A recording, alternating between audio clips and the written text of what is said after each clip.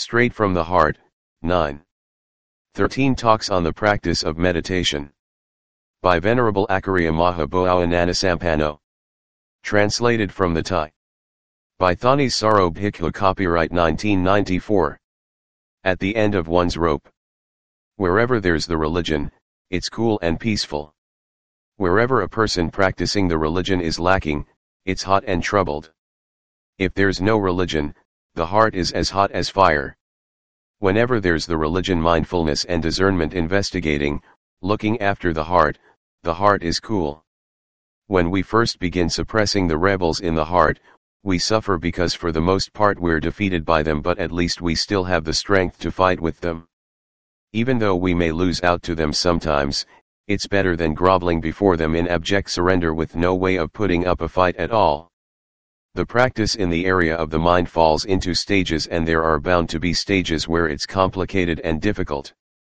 Especially at the beginning, it's difficult in that we can't see beginnings or ends, causes or effects. We don't understand anything at all. When we take the rudiments of Dhamma we have gained from the texts or our teachers and put them into practice, sometimes right, sometimes wrong, this is when it's very difficult. The desire to know and see is very strong, but the heart isn't willing to comply. This is one kind of anxiety I've been through myself. It overflowed the heart. To put it simply, it was as if the desire to see and know the Dhamma in the heart was ready to overflow its banks. But when practicing, the heart didn't comply with the desire to know and see, and that had me upset and disappointed. Sometimes I'd be sitting and the tears would flow because of my self-recriminations. You don't have any potential to speak of. You've ordained simply to be a dead weight on the religion. Here you are sitting in meditation and can't find a way in or a way out. You're just sitting buried in a heap of suffering. The mind would think in all sorts of ways out of self-pity that I was a hopeless case, that I didn't have any potential to speak of, didn't have the potential for the extraordinary levels of Dhamma, didn't have any potential at all, total confusion. Actually, my practice wasn't yet right. I was aiming at the results, the income, without paying attention to whether I was doing the work right or wrong. The desire was strong, but when it wasn't fulfilled, it caused suffering. Had I paid some attention to whether my practice was right or wrong, I might have come to my senses enough to have evaluated things, to have abandoned some of my bull-headed attachments, or to have cut back on my desires so that the suffering would have become lighter. But whenever I'd meditate, whatever I'd focus on, all I wanted was to know and see the paths, the fruitions. And Nibbana, in line with what I imagined them to be. Heaven was like this, the Brahma worlds were like that, Nibbana was like this. I'd imagine. Speculate. The desire was fierce. I wanted to know, to see, to gain release from suffering, but my practice wasn't making any headway. All there was simple desire. I would simply sit wanting, lie down wanting, walk wanting, stand wanting. I'd sit in meditation wanting, but the mind wasn't working at its meditation. It just wanted. I'd be doing walking meditation, but the mind simply wanted so much so that I'd forget what I was doing. I wasn't getting any results because there weren't enough of the causes that would bring about the things I aimed for, so how could I have reached the goal I aimed for? This is something I've been through. The work of meditation struck me as being more difficult than any other work. I'd be meditating, Buddho, Buddho, Buddho, but the desire would always be getting in the way because I wanted to know, I wanted the mind to be like this or that. And so I'd get engrossed in my desires and forget my work of meditation until I didn't know where Buddho had gone. As a result, I didn't get anywhere at all. I was constantly feeling dreary and disappointed. This is the way things always were in the heart.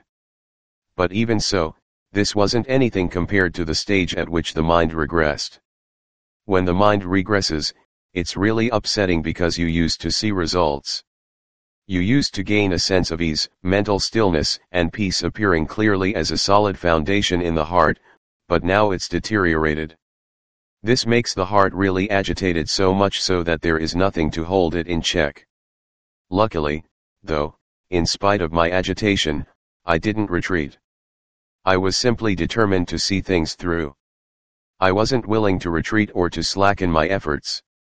The reason why the mind regressed and couldn't make a comeback was the same sort of thing, desire, nothing mysterious.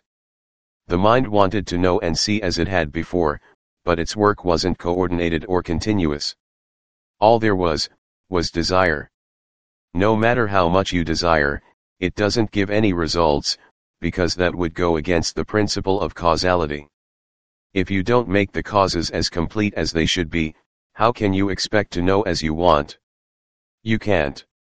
Sitting, I'd be agitated. Lying down, I'd be agitated.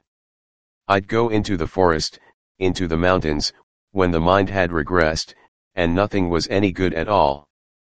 I couldn't figure it out. Of the anxieties I felt in my life as a monk, the anxiety I felt during that period was the worst. I was agitated because of my desire to attain. I was upset because the mind had regressed and nothing I could do would bring it back. At first it had regressed just a little bit and then it kept regressing until it was all gone. Nothing was left, not one red cent. It was as if I had never meditated at all. When I'd sit in this state, I was as agitated as if I were on fire because of the desire. The disappointment that my attainments had floated away and disappeared, plus the desire to get them back, these two things came thronging in at the same time and so were really strong. Wherever I stayed was unsatisfactory and no help at all. Even though I was suffering, I would simply keep suffering. I didn't know any way out. Even though I wanted, I would simply keep wanting. I didn't know how to get my concentration back. All there was desire, regret for the things that had once appeared to my surprise and amazement but now were gone. There was nothing but disappointment filling the heart, nothing but simple desire, and it couldn't bring back the Dhamma that had disappeared. Finally I came to feel despair for everything. This was when the mind gave up on its desire. As for the results I had wanted, well, I had wanted them for a long time. As for the suffering, I had suffered immensely because of the desires, but hadn't gained anything from them. So now I wouldn't have anything to do with them. I'd throw them all out. If I was going to know, I'd know. If not, so be it. All I was after was Buddha. Whatever the mind was going to think, I wouldn't be willing to let mindfulness lapse. Get with it, then. Can it really be that I'm not going to know? Whatever's going to happen, I'm ready for it. As soon as I gave up on my desires, they were no longer so fierce, and so the suffering gradually lessened. I set my mind on my work. Wherever I was, I'd keep repeating, Buddha, Buddha, Buddha. It had always been a trait with me to be earnest. Whatever I'd do, I would really do it and wouldn't just play around. Now I got to see this trait in action. I didn't let up in my repetition of Buddha. Whether walking or doing my chores, I wouldn't be willing to let it lapse. I'd keep making the effort. While sweeping the monastery compound, I would try to keep up my guard until the mind let its work lapse for a moment. I was alert to the fact, and the mind got right back to work. There. Now that's the way it should be. After giving up its desires, the mind was no longer involved with the past. It stayed in the circle of the present and would do nothing but repeat or meditate on Buddha. Whether or not it would get any results would depend on what Buddha would grant. Finally the mind became still, and Buddha was no longer necessary, so I could let go of the meditation word at that moment, and at that point the mind was willing to settle down. Before, it hadn't been willing. When the mind had settled down in stillness, there was no need to repeat the word Buddha. All that remained was simple awareness, clear and conspicuous, so the mind stayed with that simple awareness. As soon as it withdrew, I would start pumping Buddha back in. I had no hopes, because I had already hoped in the past. I had no hopes for what would happen, no hopes for what the results would be. I had already hoped in the past, and it hadn't given me any decent results at all. I had seen the harm of hopes, the sort of hollow, unreasonable hopes that won't do the work and look only for the results. So, Now I was going to do nothing but work, repeating Buddha without letting up even for a moment. Once the mind had received proper nourishment and care, it became still gradually more and more still, more and more steady, until it reached the level it had been before it had visibly regressed. What was strange was that when it reached its old level, I still abandoned my hopes. If it's going to regress, let it regress. I've had enough of trying to resist it by using desire, which hasn't served any purpose, not the least little bit. So, however the mind is going to regress, let it regress, but I won't abandon Buddha. I'm always going to keep at it. When it reached the day when it would normally regress, it didn't regress. That made me a lot more sure of the causes.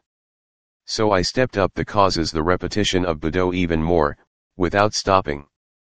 I would stop only when the mind gathered in stillness.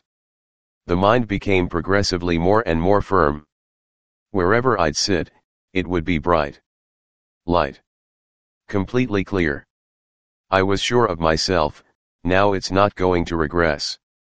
After 1 day, 2 days, 1 month, 2 months, it still didn't regress. Before, the mind would regress after 2 or 3 days. After 2 or 3 days it would come down with a crash, with nothing left to show for itself. I'd have to keep trying to care for it for 14 or 15 days before it would reach its old level, and once it got there it would stay just a day or two and then collapse in a flash, with nothing left at all. All that was left was dreariness and disappointment. Now, if it's going to regress, let it regress.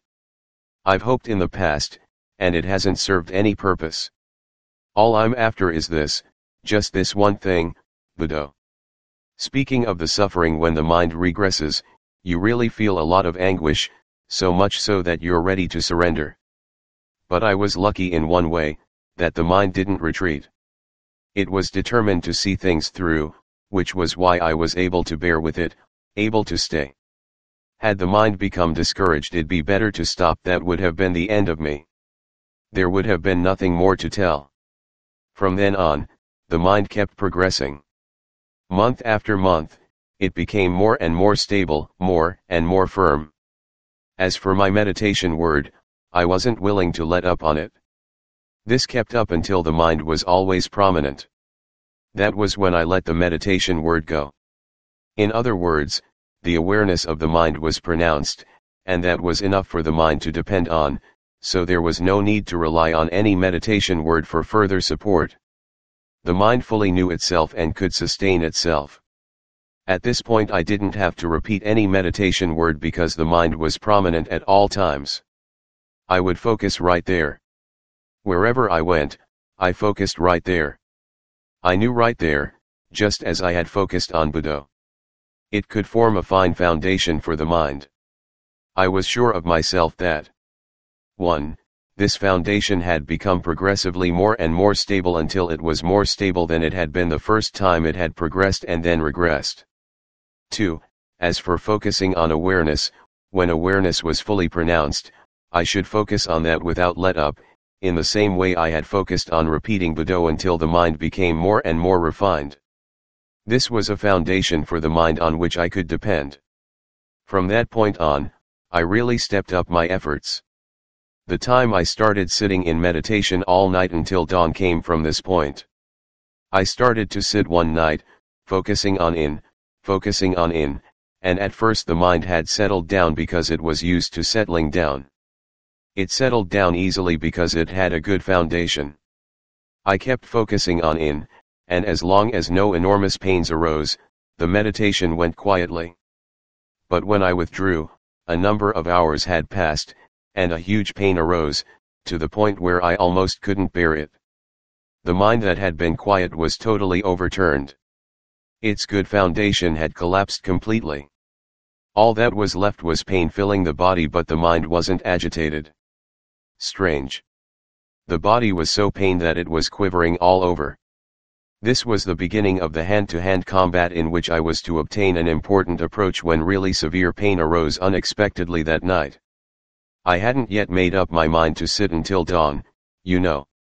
I hadn't made any resolutions or anything at all. I was simply sitting in meditation as usual, but when the pain arose in full force. What's going on here? I'll have to tackle this feeling so as to see results tonight. So I made a resolution in that very moment. Okay, if the time doesn't come to get up, I won't get up. I'll fight until the dawn of the new day. Tonight for once I'm going to investigate pain so as to understand it clearly and distinctly. If I don't understand it, then even if I die, let me die. Let me find out. So dig down. This is when discernment really began to work in earnest. I had never known, never imagined, never dreamed that discernment would become so sharp when it was at the end of its rope, when it was really cornered with no way out. Discernment really started spinning away. It went out digging, exploring, fighting, determined not to withdraw its troops in retreat. When I was at the end of my rope, discernment arose. This made me realize, we human beings aren't fated to be stupid forever. When we're at the end of our rope, we're sure to manage to find a way to help ourselves. So it was then, when I was cornered, overwhelmed by severe pain, mindfulness and discernment probed into the pain. When pain arises in full force like this, it fills the entire body. At first it started in hot flashes along the backs of my hands and feet, which wasn't much to speak of, but then when it really flared up into something big, the entire body was ablaze. All the bones, as they were connected, were fuel feeding the fire in every part of the body. It was as if the body were going to fall apart right then and there. The neck bones were going to come apart.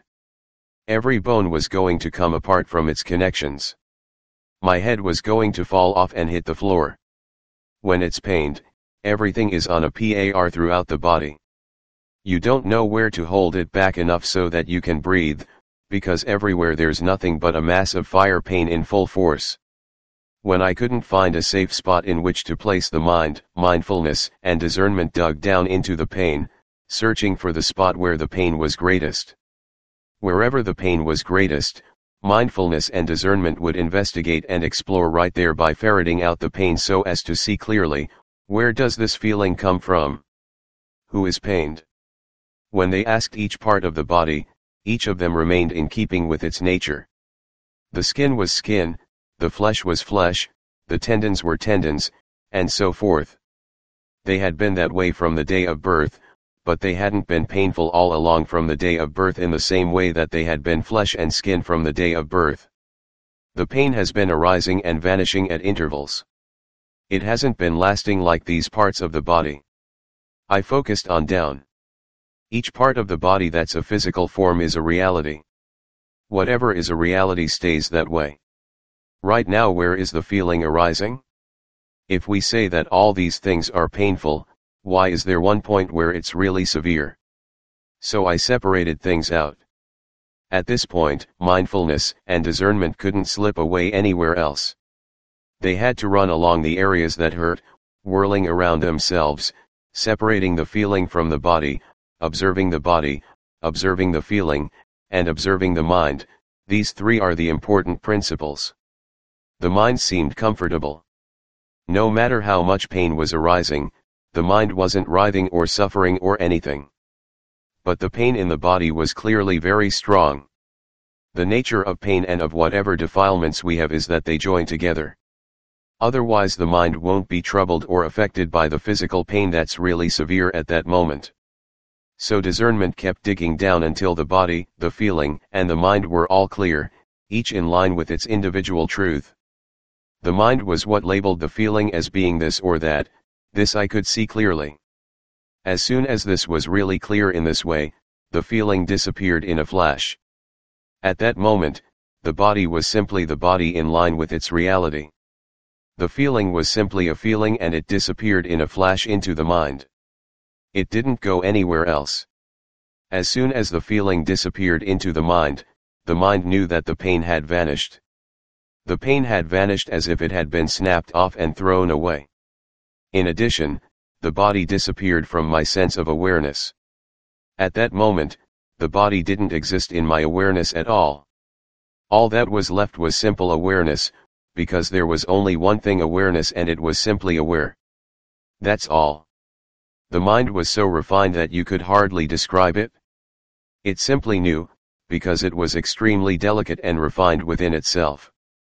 The body had completely disappeared. Feelings had disappeared. No physical feelings were left at all. The body sitting right there in meditation had disappeared from my awareness. All that was left was simple knowingness, without any thoughts being fashioned about this or that. At that point, the mind wasn't forming any thoughts at all. When it doesn't form thoughts, we say that nothing at all makes the slightest move. The mind is firmly fixed in its own solitude. It's a mind in its simple form, on the level of a mind centered in stillness. But mind you, this doesn't mean that there was no unawareness. Unawareness had infiltrated right there, because the mind hadn't withdrawn from unawareness. The mind and unawareness were quiet together because unawareness didn't get out to work. When discernment has it surrounded, unawareness shrinks in and hides out, quiet in the heart, like the sediment in the bottom of a water jar. At that point, I began to feel amazed. There was no pain left. The body had disappeared. Only one thing hadn't disappeared, an awareness so refined I couldn't describe it. It simply appeared there. You couldn't say anything else about it. The thing that simply appeared there, that was the great marvel at that moment. There was no motion in the heart, no rippling, nothing of anything at all. It stayed fixed and still like that until enough time had elapsed, and then it moved. The mind began to withdraw and rippled blip and then was quiet. This rippling happens on its own, you know. We can't intend it. If we intend it, the mind withdraws. What happens is that the mind has had enough, of its own accord. When it ripples in a blip like this, it's aware of the fact. As soon as the blip appears, it vanishes. After a moment it ripples blip again, and disappears in the same instant. Then the rippling gradually becomes more and more frequent. When the mind withdraws after having fully settled down to its foundation, it doesn't withdraw all at once. I could clearly see this at that moment. The mind rippled slightly, a sankhara formed in a blip and then disappeared before it had amounted to anything at all. It rippled blip and disappeared right then and there. After a moment it rippled blip again. Gradually it became more and more frequent until finally I came back to ordinary consciousness, to the ordinary level of the mind. I was aware of the body, but the pain was still gone. When the mind came back out, there was still no pain. It was still quiet until time came for the pain to reappear. This is where I got my standard and my certainty. I realized that I had arrived at a basic principle in contending with pain. So this is how it is. Pain is actually something separate. The body is separate. The mind is separate, but because of one thing, delusion, all three converge into one, and the whole mind becomes delusion. The whole mind is the one deluded. Even though pain may simply arise in line with its own nature, if we grab hold of it to burn ourselves, it's hot because our labeling makes it hot. After a fair while, the pain returned, so I had to tackle it again, without retreating. I had to dig on down, exploring again as I had explored before, but this time I couldn't use the tactics I had used in investigating and remedying the pain the last time around. I needed fresh tactics, newly devised by mindfulness and discernment so as to keep up with events. It was pain just the same, but the tactics simply had to be pertinent to the moment. I couldn't remedy matters by holding to the old tactics I had used to investigate and know in the past. They had to be fresh, hot tactics devised in the present to cure the present. The mind then settled down firmly in stillness as it had done before. In that first night, the mind settled down 3 times, but I had to go through 3 bouts of hand-to-hand combat. After the 3rd time, dawn came, the end of the final showdown using reason with real mindfulness and discernment. The mind was audacious, exultant, and had no fear of death. However great the pain may be, that's its own ordinary business. As long as we don't enter in and load ourselves down with it, pain has no significance in the heart. The mind knew clearly that the body has no significance in terms of itself, in terms of the feeling, or in terms of us unless the mind gives it a significance and then gathers in the suffering to burn itself. There's nothing else that can come in and make the mind suffer. Getting up that morning, I felt audacious in an extraordinary way. I wanted to tell Venerable Acariya of my knowledge and capabilities. This was because I felt daring in a way hard to describe. How was it that things could be so marvelous like this in a way I had never encountered before? Ever since I had begun meditating, nothing like this had ever happened. The mind had completely cut off all connection with any objects and had gathered within itself with real courage. It had gathered by investigating all around itself, which was why it had calmed itself inwardly like a thoroughbred. When it withdrew, it was still full of courage, with no fear of death at all, owing to its conviction that, I investigated like this and this when pain arose. The next time it comes, I won't fear it because it's the same old pain. It's pain with the same old face. The body is the same old body. Discernment is the same old discernment we've used before. For this reason, the heart felt no fear of death, so much so that it felt all sorts of things hard to describe. To put it in worldly terms, it was like defying someone right to his face, with no fear of pain or death. See? When the mind is bold, it's bold all the way. Daring all the way. It fights without retreating. Okay, I'll take you on. To put it simply and frankly, that's just how it feels. When the time comes to die, okay, I'll take you on. The mind doesn't retreat. When the time comes to die, where will death find any pain for us greater than this? There's no such thing. The only pain is the pain in the khandhas. It can be great or small, but we know it here in the khandhas. No matter how much or how heavy the pain may be, it can't outstrip our knowledge and capabilities. It can't outstrip our mindfulness and discernment. Mindfulness and discernment are capable of keeping track of it all, as they have already known and removed it in the past. This is what made me feel really bold. When the time would come to die, I didn't see that there would be any problem with mindfulness and discernment all around me like this. If the time came to die, then let me die. Birth and death come in a pair. You can't separate death from birth so as not to die, because they are equal truths. The next time around, I took on the pain again and knew in the same way.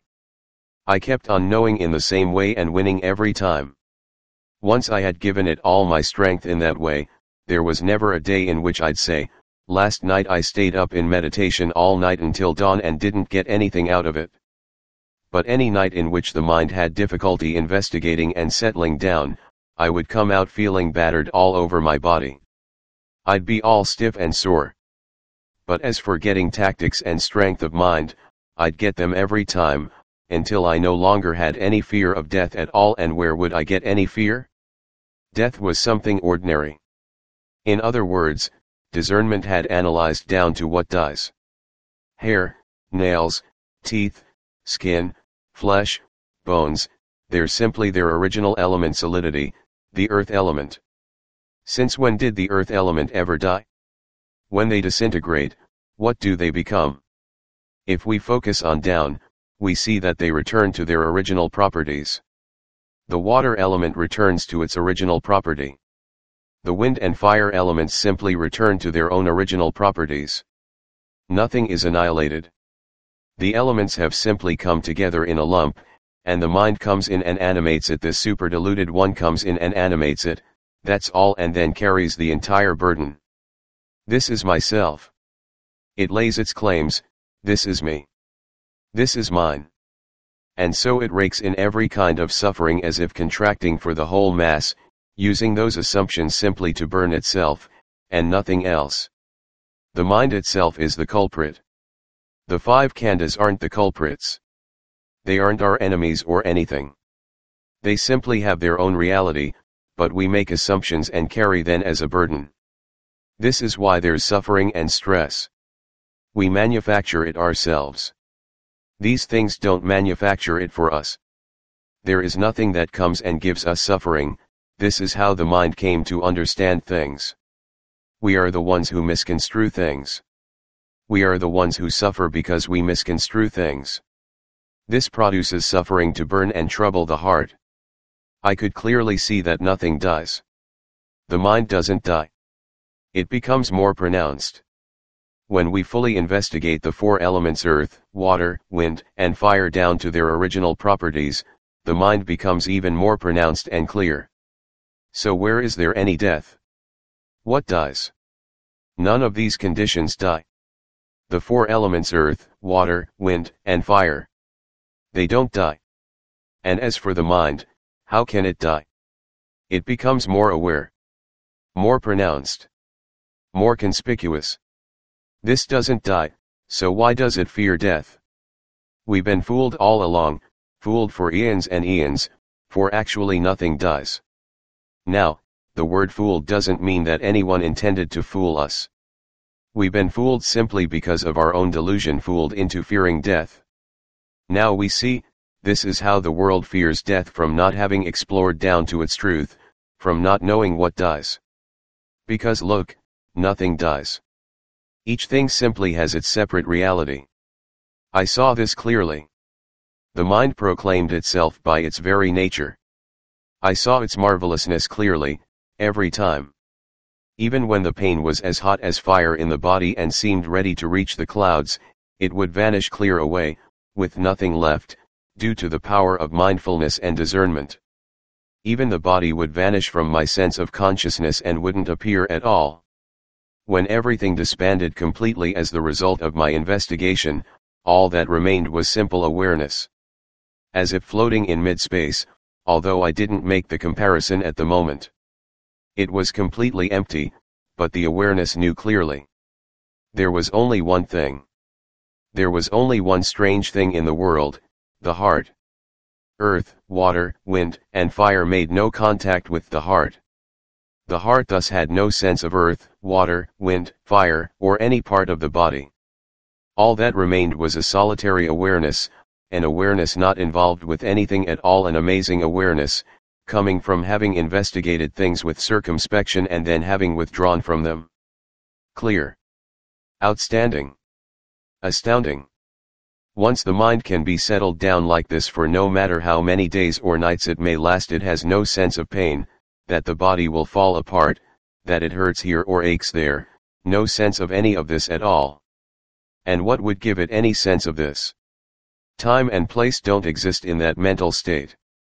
This called to mind how the Buddhas, Paksha Buddhas, and Arahant disciples could enter the cessation of feeling and perception for 7 days at a time. They could enter for as many days as they liked. If their minds settled down like this to the extent of not being involved with anything at all, leaving just plain awareness without any involvement with time or place, then they could sit for eons if they liked. Even if the body couldn't endure, if it were to break apart, it would simply do so, without having any impact on this nature at all. This was when my mind really believed in the ability of those extraordinary people who enter the cessation of feeling and perception for so and so many days. If their minds reached this level without withdrawing back out to anything outside, then for days or months they wouldn't have any perception of anything at all. Where would there be pain and pleasure in their bodies? There wouldn't be any at all. They wouldn't have any sense of the body. They wouldn't have any awareness of feelings. All that would remain would be plain awareness. They could sit for eons, if they liked, as long as the mind was like this. This made me believe in the stories of the Paksha Buddhas who entered the cessation of feeling and perception. So I took this as a confirmation in my mind. Whoever says I'm crazy can go ahead and say so. They have mouths, we have ears. If we want to listen, we can. If we don't, we can keep still. We are all free to have our opinions on this matter and that. No one has a monopoly on knowing and seeing. Even though I didn't sit for a long time. The state of mind that had grown still to that extent for a spell of time was enough to serve as confirmation of those who entered the cessation of feeling and perception for long periods of time. Because it had the same characteristics, not involved with anything at all. The body would simply be a body. If it were to fall apart, if it couldn't last after all, the body is inconstant, stressful, and not self, then it would simply fall apart without the mind's being aware. This is a level attained through mindfulness and discernment. It's a level where discernment fosters concentration. The mind reaches the full extent of concentration like this because discernment has fully investigated down to causes and effects. It then gathers with courage and great refinement. Ordinarily, when the mind filled with just the power of concentration focuses and settles down, it is simply unmoving and nothing else. It isn't as profound and refined as this. But the mind stilled through the power of discernment is refined each time. Once we have gone through hand-to-hand combat in this way to the point where we get results, the mind has to be absolutely quiet, just like this. This was the basis, or the starting capital, for my courage, the primary seed for my firm conviction in the affairs of the mind. No matter how much anything else might be annihilated, this knowing nature would not be annihilated. I could see this clearly. I saw it clearly at the point when nothing else was involved in my sense of awareness.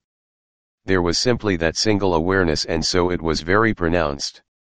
I couldn't really say whether this was on the level of concentration or of discernment. When the mind actually was that way, that's how it was. From that point on I kept at it. I kept investigating out in the area of discernment, ranging out widely, then circling back in again. As soon as I would understand, step by step, the mind would let go and circle inward in an ever-narrowing sphere, investigating the khandhas and elements, separating the khandhas and elements. This is where it began to be samakitapahana, absolute relinquishment, arising from the investigation in the period that followed. As long as the investigation hadn't been absolute, it would win out for only a period of time, just enough to serve as evidence and proof. It still wasn't absolute relinquishment. But when discernment came to a really clear understanding while investigating, then it pulled out and severed all ties, step by step severed things so that there were no connections left, severed them step by step, leaving just plain awareness. The body, rupa, was severed from attachment. Vedana, sana, sankhara, and vijnana were severed from attachment. Or you could say that the heart was severed from them. Things kept being severed until only awareness was left, in other words, the mind with unawareness buried inside it. So I probed on in, smashed things to bits, slashed them to smithereens with up-to-the-minute mindfulness and discernment. The mind of unawareness broke apart, and when the mind of unawareness broke apart, that was all. That was when I came to know that all of the marvels I have mentioned here were simply an affair of unawareness. They had simply been a support, a way station, a seed that had produced conviction step by step, but after that, if you were to say they were good, they were good. But if you're aiming at the subtle Dhamma, this goodness is the goodness of unawareness. It's not genuine goodness, not pure goodness. It's goodness mixed with evil, with suffering and stress, because stress still has a chance to arise. We have to keep slashing in until everything is smithereens in the heart. Whatever is a seed of anything counterfeit in the heart, wash it away, scrub it away, until nothing is left, and that's all. The entire mind that is assumed to be this or that is all gone. This is where the mind reaches absolute purity, where it reaches complete freedom from all conventional realities. That's really all. It's astounding. If it weren't astounding, it wouldn't be release from stress. This is a Dhamma apart, a Dhamma beyond conventions. Whether what I've described here is difficult or not, consider it for yourselves. Sometimes I'd feel ready to pass out. Sometimes I'd feel as if the entire body were on fire. When the pain was really fierce, it seemed to fill the entire body. But ultimately I was able to pass through these things, to resolve them using mindfulness and discernment. So if we put them to use, mindfulness and discernment are never at the end of their rope. We human beings aren't fated always to be stupid, you know. When we come to the end of our rope, we're sure to be able to save ourselves. Who should be willing to go under when we have the mindfulness and discernment to remedy things, or when there's an opening through which we can escape, through which we can force our way out? Who would willingly be buried to death? We can't help but manage to find a way out. When the pain is so piled on that we can't see any way to cure it other than using mindfulness and discernment to explore and find a way out, discernment doesn't depend on this person or that. When the time comes for the mind to investigate when it's cornered, it gathers its forces and manages to save itself. The Buddha thus taught us to live in crucial places where we're cornered, at the end of our rope where we live simply. So that mindfulness and discernment can work full steam ahead and see their own capabilities, rather than simply waiting for help from others. Time and place can help give rise to mindfulness and discernment. If we live in a scary place, mindfulness is strong. Discernment is sharp. Whatever we investigate, they are adroit and audacious.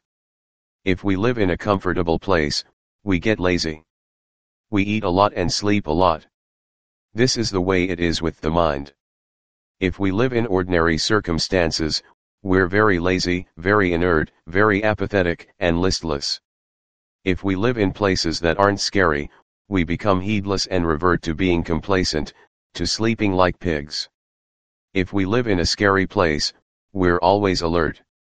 When we're alert, we're always self-aware, because alertness is what it means to be mindful. Mindfulness appears within us, always self-aware, always engaged in persistent effort. Whatever makes contact, we understand because we're not complacent, because we're always alert. This is why we're taught to live in whatever places are appropriate, because they can give good encouragement or support to our persistent effort.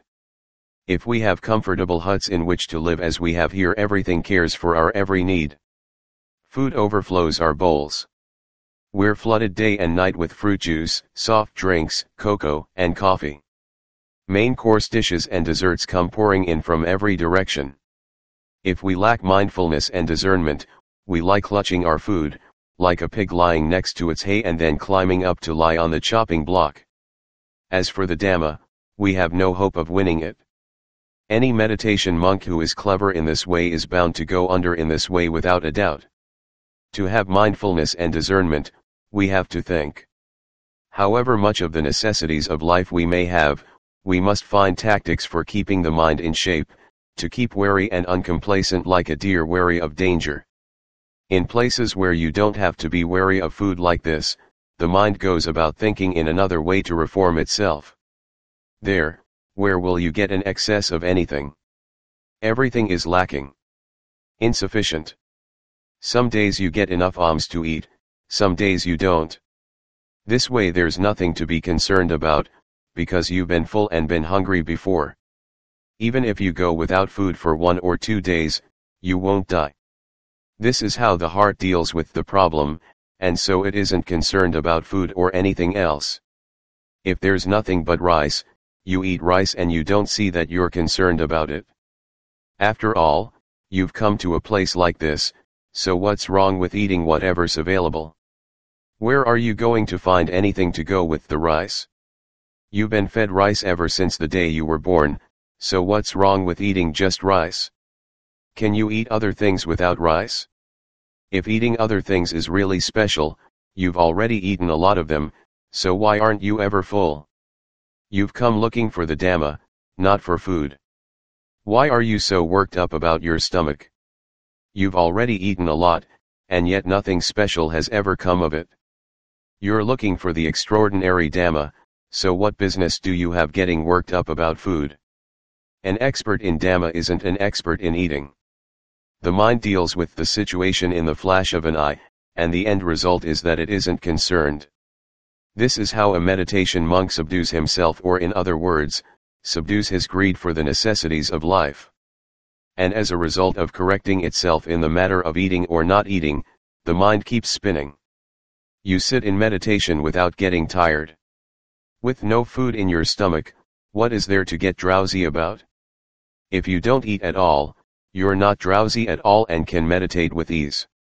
This is a tactic in teaching monks to practice the Dhamma Rukhamalasanasanam under the shade of trees, in the mountains, in the forest, in lonely places where it's scary, aharasapaya, where the food is amenable.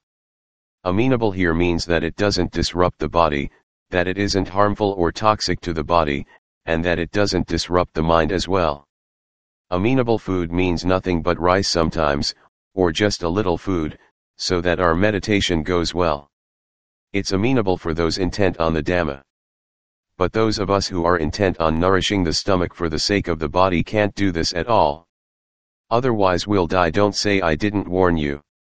Normally if we eat a lot, with nothing but good dishes to eat, then we sleep like pigs. How can this be amenable? It's amenable for the defilements, not for winning the Dhamma. It's amenable for the affairs of defilements and the affairs of pigs. The term amenable food has to refer to eating in a way that serves a purpose. To eat just a little serves a purpose. Wherever we sit in meditation, the mind is really solid. If we're involved with concentration, the mind is solid. If we're involved with discernment, it keeps spinning with much more agility than normal. The Dhamma tends to arise in places where things are lacking, in difficult places where we're cornered, at the end of our rope. It doesn't arise where things are overflowing, where our needs are met. It doesn't arise in comfortable places because we just get complacent. This is the way we tend to be. The Lord Buddha lived in a royal palace for how long? And then left it to take up the homeless life. Whoever suffered more than he? Buddha awakening tends to arise in situations like that. His disciples came from all sorts of families, the families of kings, financiers, landowners. Listen to this wealthy people. When they went out to become sons of the Sakyan, sons of the victorious Buddha, how did they live? If we're going to die, then we die. We're not going to worry or be bothered with anything at all except for the Dhamma. There. They gain the Dhamma in difficult places, just like the Buddha. So which way are we going to take? The Buddha has already shown us the way. The Dhamma arises in that sort of place, in tight spots where things are difficult. The Dhamma arises from a heap of suffering. If there's no heap of suffering, then mindfulness and discernment don't arise. If we don't think, we don't gain mindfulness and discernment. The Dhamma doesn't appear. If there's a lot of stress, it's a whetstone for discernment, which probes for clear insight into the affairs of stress. This way we can live through it and come out superlative people. So then, Evam.